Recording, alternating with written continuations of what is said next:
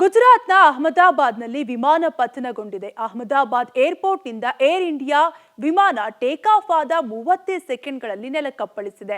ಲಂಡನ್ಗೆ ಹೊರಡುವ ಖುಷಿಯಲ್ಲಿದ್ದವರು ದಾರುಣ ಸಾವನ್ನಪ್ಪಿದ್ದಾರೆ. ಏರ್ ಇಂಡಿಯಾ ಫ್ಲೈಟ್ ಪತನವಾಗಿದ್ದೇಗೆ, ಆಗಿದ್ದೇನು ಅನ್ನೋದರ ಡೀಟೇಲ್ಸ್ ಇಲ್ಲಿದೆ, ನೀವೇ ನೋಡಿ. ಗುಜರಾತ್ನಲ್ಲಿ ಘೋರ ವಿಮಾನ ದುರಂತ. ಅಹಮದಾಬಾದ್ನಲ್ಲಿ ವಿಮಾನ ಪತನ. ಟೇಕ್ ಆಫ್ ಆದ ಕೆಲವೇ ಕ್ಷಣಗಳಲ್ಲಿ ಪತನ. ಸುಟ್ಟು ಕರಕಲಾದ ಏರ್ ಇಂಡಿಯಾ ವಿಮಾನ.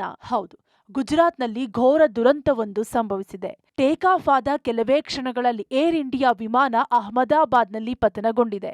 ಕ್ಷಣಾರ್ಧದಲ್ಲಿ ಫ್ಲೈಟ್ ಹೊತ್ತಿ ಉರಿದಿದೆ.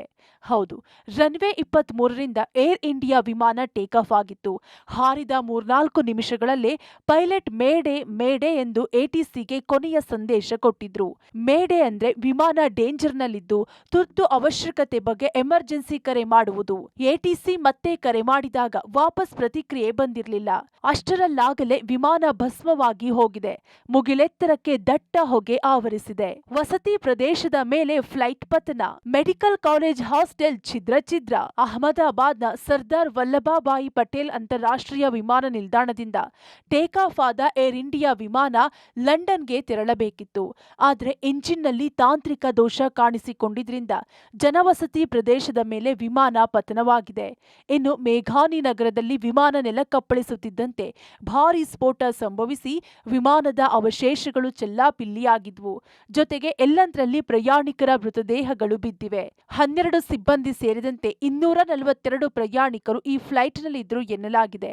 ಇದರಲ್ಲಿ 169 ಭಾರತೀಯರು, 53 ಯುಕೆ ಪ್ರಯಾಣಿಕರು, ಪೋರ್ಚುಗೀಸ್ ದೇಶದ 7, ಓರ್ವ ಕೆನಡಿಯನ್ ವಿಮಾನದಲ್ಲಿದ್ದರು.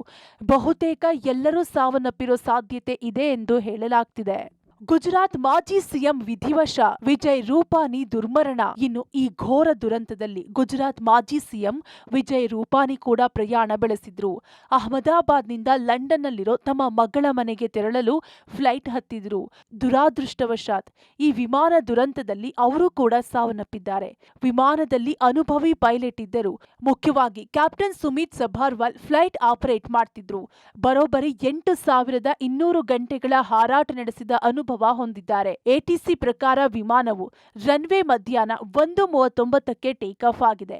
ಟೇಕ್ ಆಫ್ ಆದ 5 ನಿಮಿಷದಲ್ಲಿ ಪತನಗೊಂಡಿದೆ. ಇನ್ನು ವಿಮಾನ ದುರಂತಕ್ಕೆ ಪ್ರಧಾನಿ ಮೋದಿ ಸಂತಾಪ ಸೂಚಿಸಿದ್ದಾರೆ. ಸದ್ಯ ಕೇಂದ್ರ ಗೃಹ ಸಚಿವ ಅಮಿತ್ ಶಾ ಕೂಡ ಗುಜರಾತ್ಗೆ ಭೇಟಿ ನೀಡಲಿದ್ದಾರೆ ಎನ್ನಲಾಗಿದೆ.